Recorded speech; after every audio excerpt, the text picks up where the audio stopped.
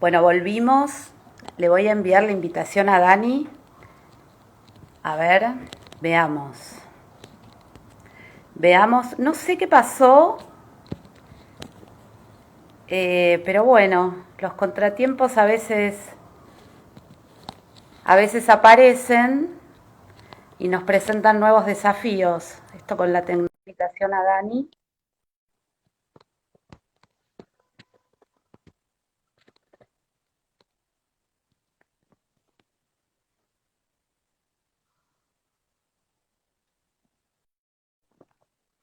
Bueno, acá me aparece un cartel que dice que espere, que están avisando a los seguidores que se unan a tu video. A ver, a ver.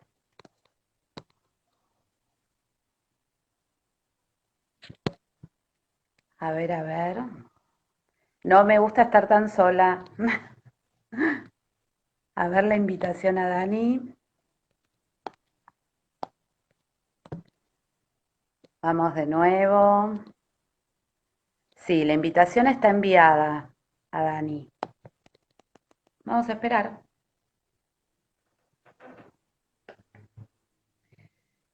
Bueno, Dani no puede unirse, dice. A ver. Bien, Casa de las Libélulas. Me estoy dando cuenta que estoy conectada. Gracias. Saludo. Voy a enviarle la invitación a Dani de nuevo. Ahí está. Invitar. Casa de las Libélulas. Acá estamos con Daniel Churba. Aprovecho para saludarles. Lo logramos, lo estamos logrando. Bien, bien, Aquí estamos. bien. Estamos de nuevo. ¿Sabés qué? Si querés acomodar un poco tu cámara para que se te vea un poquito la parte del cuello, entonces que no sea solo el rostro. A ver si se puede. Ahí, Dame un segundito. ahí, sí.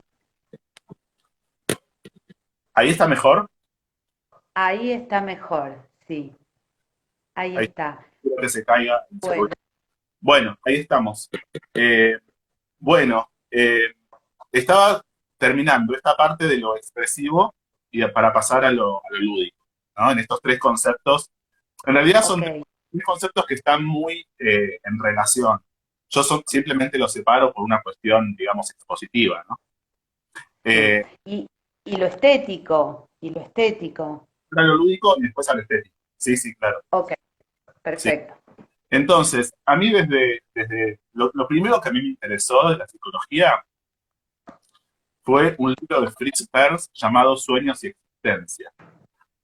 ¿Qué es lo que me interesó? Esto cuando era muy chico, bastante chico, antes de entrar en la carrera. De ese libro me interesó mucho que hacía foco en esto de justamente de lo vivencial y usaba técnicas psicodramáticas justamente. Trabajaba mucho con el tema de los sueños, ¿sí?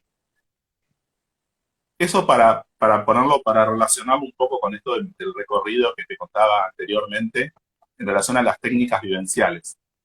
Eh, el psicodrama, del cual te hablaba recién y toda la experiencia en la facultad, y también Sí. en relación a lo que me interesa de la astrología, hay algo llamado astrodrama, que también toma técnicas psicodramáticas, pero para hacer entrar en diálogo las diferentes funciones que existen en la astrología, las funciones planetarias. Cada planeta remite una función, ¿no? Entonces, ¿cómo hacemos que dialoguen, que se entiendan, que lleguen a un punto de encuentro y en ese sentido de integración, que es lo que propone un poco la astrología ¿Cómo psicológica? hacemos? ¿Y Bueno, cómo hacemos? el diálogo, basamos en entrar en diálogo es, por ejemplo, a través de escenas en donde justamente expresan sus diferencias primero, su singularidad, sus tensiones, y a partir de eso llegar a un punto de encuentro. Eso es una técnica vivencial muy interesante y en la cual estoy como focalizándome en este momento para desarrollar y profundizar más, llamada astrodrama. ¿Sí? Ok. Dani, y esto del astrodrama? podría ser, pensé en las organizaciones, ¿podría ser aplicado allí? Esto puede ser aplicado a ver, en el lugar en donde lo tomen y quieran aplicarlo y sí, parece que tiene un potencial muy amplio. Eh, sí, sí, totalmente. En el ámbito artístico, en los diferentes ámbitos, me parece que es muy rico y es y tiene esta cualidad que me interesa particularmente, que te mencionaba antes, en relación a que no queda solamente en algo eh, muy racionalizado, hiperracionalizado, en algo muy intelectualizado, que eso es algo que con la astrología y con otros campos pasa mucho. Esto te lo planteo porque yo tengo una trayectoria en el ámbito organizacional. Sí, Entonces recuerdo las reuniones de equipo, ¿no? Que es todo desde la palabra y desde estar reunidos en una sala. Entonces lo que convoca es eso, lo que circule la palabra de quien lo dice. Entonces, traer esto del astrodrama, si se permite, por supuesto, puede venir a... implica un grado de cierta apertura para una institución, ¿no? Sí, Trabajar con algo que implique un marco o una referencia de algo astrológico. En general no es lo primero o lo más directo que una institución, por lo menos en el marco cultural como más ok, instituido. puede formar parte, se me ocurre, que podría formar parte de un programa de asistencia, por decirlo. Es decir, eh, desde otros aportes, pero también incluir este. Lo que está muy Ok, instituido tendría, en las instituciones es lo que se llama role playing, que es como jugar roles, eh, que obviamente toma una base del psicodrama, ¿no? Esto de jugar roles implica necesariamente esa base, pero bueno, con una cierta reformulación conceptual en, bueno, en cómo se lo nombra y cuáles son las fuentes que se toman. En ese sentido, claro. suele estar como más, como está incorporado muchas veces. Sí, esto de jugar roles en coaching lo trabajamos y es bastante habilitador, es la experiencia, sí. Bueno, y en el ámbito de salud, ¿cómo lo ves? Bien, en el ámbito, bueno, esto desde la perspectiva de lo terapéutico construye salud, ¿sí? Construye Ok, salud en el sentido eh, de lo que implica la posibilidad de darnos el espacio para manifestarnos, para dialogar, para expresarnos, para expresar diferentes emociones, ¿no? Y aquí estoy pasando a lo lúdico, ¿no? Con esto, a este segundo concepto, que el psicodrama y Moreno toma lo lúdico como la base, la importancia del juego, la importancia de la espontaneidad, ¿sí? De recuperar algo que en general a través del crecimiento vamos perdiendo. Justamente cuando vamos jugando roles sociales, tendemos a rigidizarnos en esos roles, ¿no? Tendemos a, eh, de alguna manera, quedarnos en un lugar muy fijo y eso nos impide a veces esta plasticidad de conocer diferentes modos, roles, posiciones. Y el psicodrama en gran parte promueve justamente ese retorno, esa posibilidad de recordar el juego espontáneo que muchas veces hemos tenido y al cual nos hemos desacostumbrado por un poco a veces por las exigencias de la sociedad, ¿no? Entonces, claro. bueno, ahí eso es muy importante y también ligado a esto que me preguntabas de la salud. Eso construye salud también, ¿no? Muchos autores marcan esta cuestión de aquello que nos posibilita esto de jugar diferentes roles, es algo que promueve salud, en tensión o en oposición a lo que nos mantiene en un lugar muy, muy rígido, ¿no? Muy demasiado cristalizado. Me parece bellísimo esto que mencionás, En este esto de sentido, construir salud, sí, ¿sí? en este sentido la Desde importancia ahí. de la experimentación, ¿no? Para lo que implica el juego, lo lúdico y la creación de otros mundos, de otras posibilidades, de otros horizontes. Muchas veces en la clínica, en la consulta, eh, trabajo mucho este tema de experimentar, de probar, ¿no? Que es como otra forma de nombrar el jugar, ¿no? El jugar es eso, es ponerse en otras posiciones, conocer otros modos, otras realidades, otras posibilidades. Y eso también es salud y construye salud. Así que me parece muy interesante, ¿no? Ese, Muy interesante. ese enfoque desde lo lúdico, ¿no? A veces lo lúdico está conceptualizado o valorizado como algo de los chicos, ¿no? Como solamente de los chicos o de un momento de la vida y después hay que ocuparse de las cosas serias, de las responsabilidades. Y ahí aparece Exacto. una, una polarización que al estar justamente al ser tan excluyente y estar tan separados esas diferentes registros, creo que nos deja en un lugar que no hace bien muchas veces. Sí. ¿Te puedo traer un ejemplo, Dani? Sí, claro. Resulta que con esto del juego, ya desde hace unos años, como un apoyo personal, herramienta, llamémosle, que uso para flexibilizar o entrar a una situación nueva, es el juego. Por ahí, por ejemplo, antes de este vivo, yo estaba cantando, ¿no? Es decir, por ahí esto lo traje de trabajar en otros grupos, de, de permear en mi ser esto del juego. Entonces, a mí me gusta decir la vida es juego, ¿no? Entonces voy afrontando situaciones con esta perspectiva del juego. Es No por una, eso lo tomo como algo banal, no. es una perspectiva que nos abre opciones, que nos abre posibilidades distintas. Y en ese sentido es muy rico, digamos.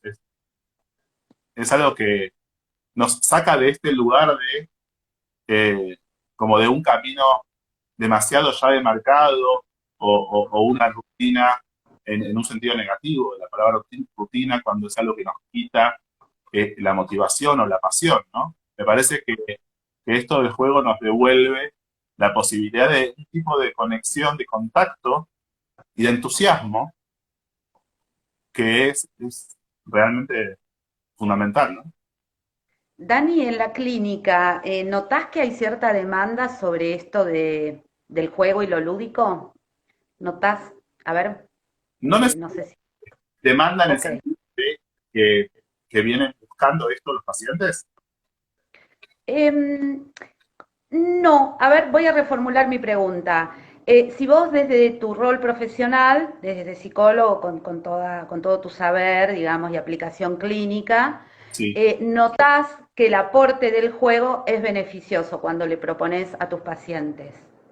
sí, claro. El juego en este sentido amplio, desde lo que hablábamos, por ejemplo, de lo expresivo y de los hobbies, y de lo que nos abre posibilidades nuevas, ¿no? Aquello que nos disfrutamos y que nos hace bien. Sí, claro. Ok. Sí. Bueno, te dejo continuar con tu línea de conexión entre estas. Lúdico, eh, para terminar esta parte de lo lúdico también, está en conexión con lo que hablábamos de la palabra imaginación, ¿no? Porque lo lúdico nos estimula la imaginación de una manera también muy enriquecedora y, y- y muy vital. O sea, nos conecta con la vida, la posibilidad de imaginar cosas. Eh, y en ese sentido es un término fundamental para ligarlo con lo que hablábamos antes de la imaginación en el sentido de capacidad y de acción, ¿no? De capacidad Así es. de imaginar. Lo lúdico desarrolla esa capacidad de imaginar. Y pasando al, Hermoso. gracias. Y pasando al tercer término, lo estético. Un paréntesis. Antes de ir a lo estético, Yo buscaba en estas últimas horas o días un poco algunas referencias de lo terapéutico, ¿no? De la etimología de la palabra, de terapia. ¿Qué significa, no? Desde la etimología terapia. Están, en principio, las significaciones habituales, que es cuidar, aliviar, atender, ¿no? Cuando uno dice, bueno, voy a atender a un paciente, etcétera, es una de las referencias habituales de la terapia. Pero hay otras referencias un poco más antiguas, eh, griegas, incluso más antiguas de Homero, que me interesó una particularmente que tiene que ver con que terapia es aquella persona que acompañaba al guerrero, ¿no? Acompañaba al guerrero, ¿en qué sentido? En el sentido de, dice, compañero del guerrero. Y también lo ayudaba a ponerse su armadura. Sí, pero ahora quiero especificar en qué sentido, me parece, o lo interpreto yo, esto de la armadura, y escudero, ¿no? Como escudero también, en el sentido de acompañar y desde ese lugar. Y también como un servidor y como una morada, ¿no? Otras referencias de la etimología de la palabra eh, terapia o terapeuta. Ahora, me interesó mucho esto de compañero de guerrero y esta referencia de que lo acompaña o lo ayuda en esto de la armadura. La armadura lo entiendo en el sentido de las herramientas que a través de la terapia eh, es posible trabajar y brindar o que vaya encontrando el mismo paciente para enfrentar las diferentes situaciones que trae para trabajar de una manera de la mejor manera posible o ver las propias problemáticas desde una perspectiva distinta y que también eso ayude. No armadura en el sentido de cerrarse rígidamente, ¿no? Al contrario, armadura en el sentido de herramientas para enfrentar de mejor manera las situaciones.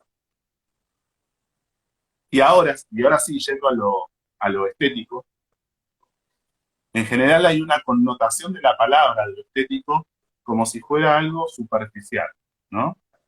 Como a veces en lo coloquial aparece lo estético en oposición a lo profundo, y hay ahí como una dicotomía, una antinomia. En realidad lo estético a lo que remite es por un lado, a la sensibilidad, la observación y a la belleza. Son palabras claves para lo estético. Entonces, valorar, buscar eh, aquello que nos resulta agradable, que nos resulta bello, es algo que nos hace bien. Y en ese sentido es terapéutico. Muchas veces hay situaciones en las escenas, en psicodrama, en las diferentes técnicas vivenciales, que tienen esa connotación estética, y que también forma parte de lo que produce eh, a veces un insight.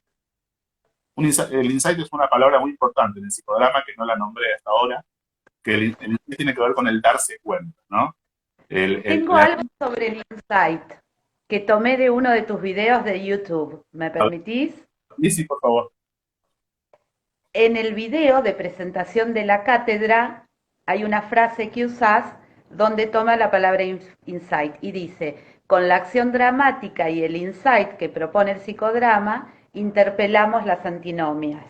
Mente-cuerpo, pensar-sentir, significado-sensación. No sé si tiene algo que ver, pero bueno, ahí encontré la palabra insight que la mencionabas en tu video de YouTube. Bueno, gracias por esa referencia, porque justamente tiene que ver con esto y tiene que ver con ese punto de confluencia en lo que aparece muchas veces eh, a- eh, separado, ¿no? Que son todos esos términos que decías recién, ¿no? Como pensar, sentir, eh, etcétera, que en general se nos parecen como excluyentes o contradictorios, y el insight lo que promueve es ese encuentro y esa integración. Fíjate que los diferentes temas que voy abordando, en general, siempre estoy haciendo hincapié en eso, ¿no? Como en el encuentro, en la integración, en la convivencia de aquello que se nos aparece eh, como excluyente. Y en ese sentido, es, bueno, uno de los conceptos que trabajamos en la cátedra de grupos es la deconstrucción, ¿no? De Derrida, el autor de Derrida, que la deconstrucción justamente, una de las implicancias es eh, desmontar un poco las antinomias excluyentes para visibilizar que lo que se presenta como una antinomia en realidad pertenece a un mismo eje que se potencia cuando lo hacemos que se encuentren los términos, ¿no? Que entren en relación.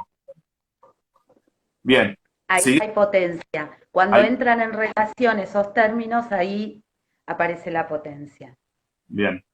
Y un poco para ir como eh, redondeando este tema de lo estético, de la importancia de lo estético, me interesa mucho la relación entre la belleza y el orden, ¿no?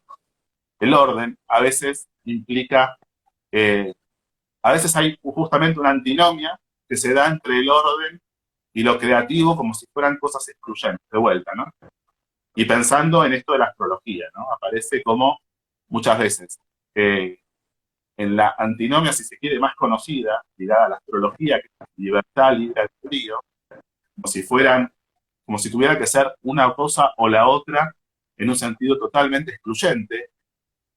Y lo que me interesa ahí es los puentes en los cuales podemos encontrar belleza y creatividad dentro incluso de un orden en el cual estamos inmersos, ¿sí? Que no nos determina de una manera rígida, sino a través del cual podemos desplegarnos y podemos eh, sintetizar e integrar aquello que nos atraviesa, que nos constituye, que somos, ¿sí? Bueno, Sí. ese es un punto que me interesaba ligar entonces porque muchas veces me he encontrado con esta sensación de la belleza, ¿no? La belleza que en diferentes momentos he percibido y he sentido en relación a lo astrológico. Y me parece muy impactante, ¿no? Y muy valorable también. Y asociado a eso, la singularidad, ¿no? Una de las cosas que yo me preguntaba de chico y que me llevó, creo, a la psicología es ¿Qué te preguntabas? esto, eh, ¿cómo es que cada uno de nosotros, cada persona, es distinta entre sí? ¿No? ¿Por qué? ¿De qué manera? ¿Cómo? Por eso aludo a esto de la palabra singularidad.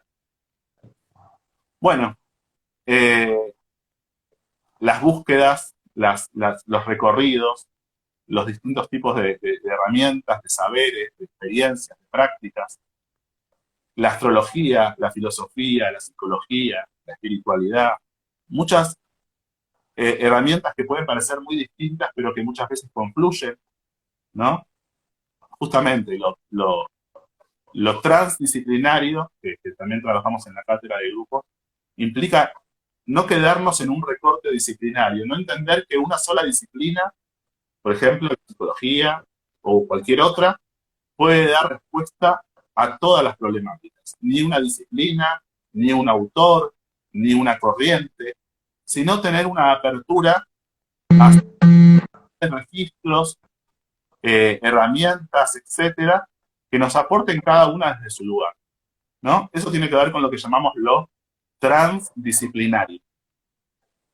Y en ese sentido, bueno, lo relaciono con, de alguna manera llegué a esto, con esto de mi interés por lo que tenía que ver con la singularidad, ¿no? Y en ese sentido, en el canal de YouTube hay como un recorrido que hago por algunos textos de Deleuze, del autor Deleuze, que trabaja sobre algunos conceptos del filósofo Leibniz, ¿no?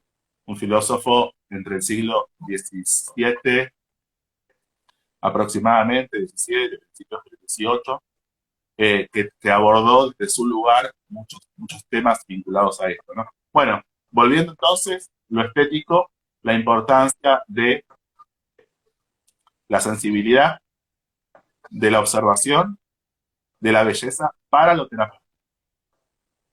No sé si, como Eh, bueno, me encantó, Dani, gracias. Y con esto que vos estabas contando, esto de la belleza que tomás, estos tres ejes tan, tan importantes y mientras vos ibas hablando yo iba vivenciando algunas situaciones, te estaba escuchando con atención, pero vivenciaba algunas escenas de mi vida. Entonces a mí me tocó atravesar, acompañar, no, no voy a profundizar en este momento, pero me tocó acompañar a una persona en un proceso carcelario, ¿no? Reclusión. Entonces, yo puedo asegurarte, porque yo hice análisis y hice, digamos, como paciente muchos años de mi vida, fui al psicólogo y me brindó gran aporte, pero también me nutrí de otros saberes y otras cuestiones, ¿no?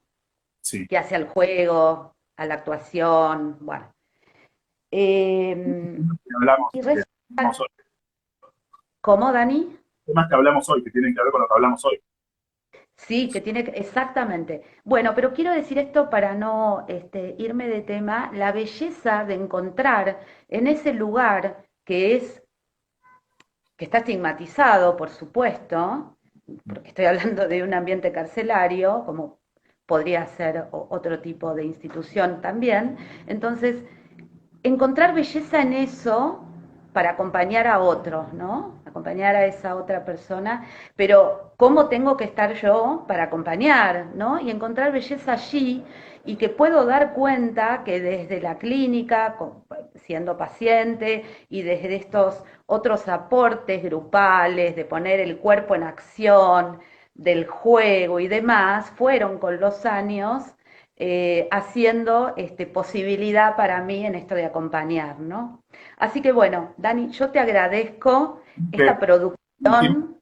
decir, que en relación a lo que decías recién, que el hecho de acompañar también es en sí mismo implica eh, no solamente lo que hablábamos antes de lo terapéutico, del servicio, sino que hay un tipo también de belleza en ese complemento que implica acompañar.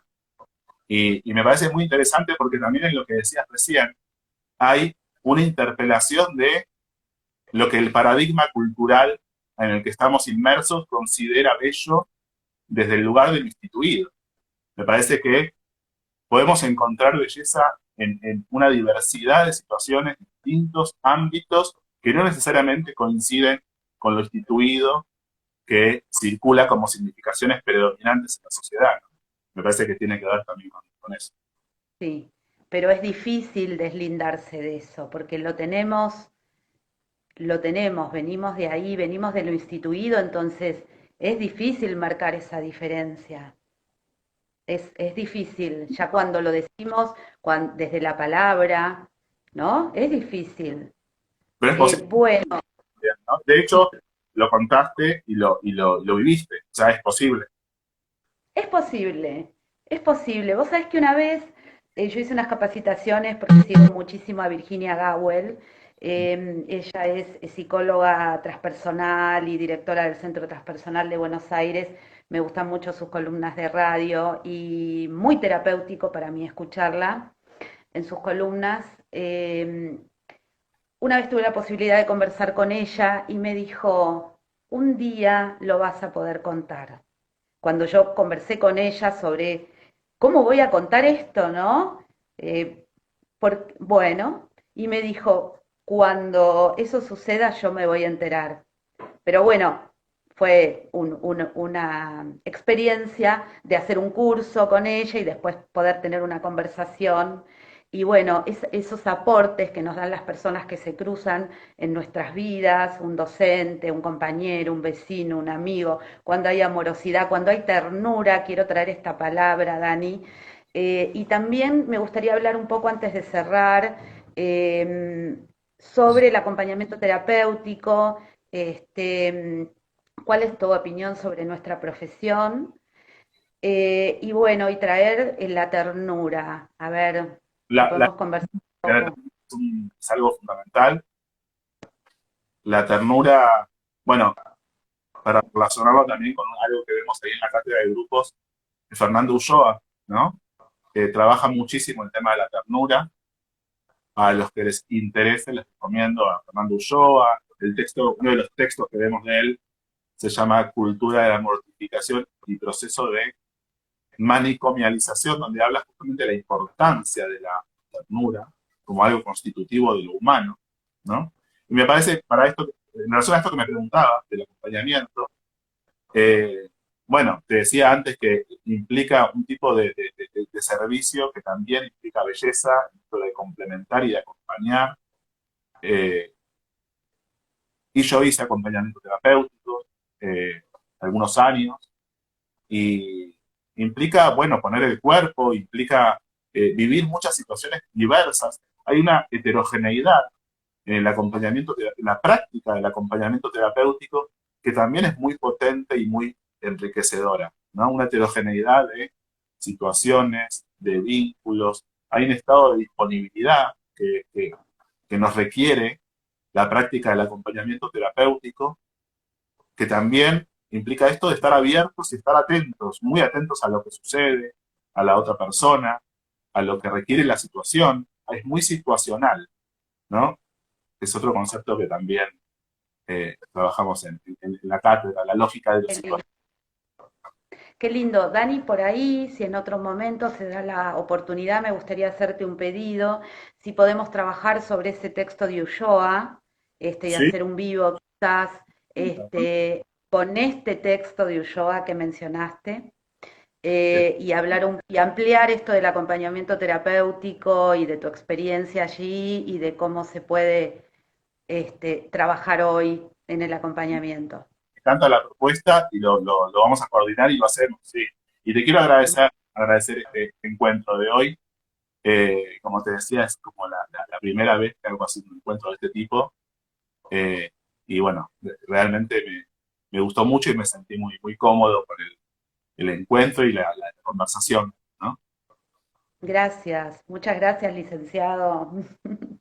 Bueno, y voy a cerrar leyendo esto que también lo saqué de uno de los videos tuyos de YouTube y en referencia a la ternura y de Ulloa.